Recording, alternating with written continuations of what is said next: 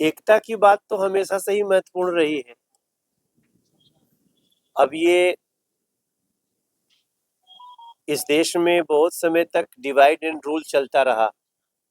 हम लोग जब भी ब्रिटिश गवर्नमेंट का, ब्रिटिश शासन का जो हम पढ़ते हैं, तो हमको सबसे प्रमुख लाइन जो दिमाग में आता है उनकी रणनीति का, वो था डिवाइड एंड रूल, बांटो और राज करो।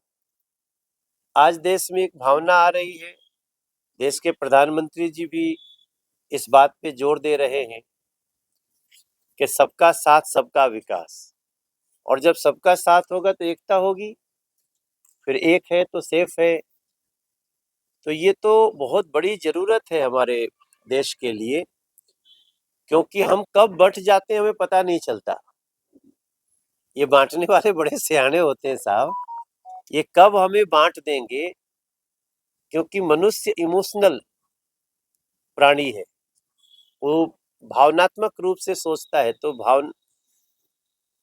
पता नहीं कुछ लोगों को बुरा लगेगा, लेकिन इस शरीर को भी जब हम अंतिम अंतिम क्रिया के लिए जाते हैं तो लंबा टाइम लगता है, मगर भावनाओं से जलाना, एक भभक जाता है आदमी क्षण में। तो भावनाओं से जला करके हमें अलग अलग किया जाता रहा है।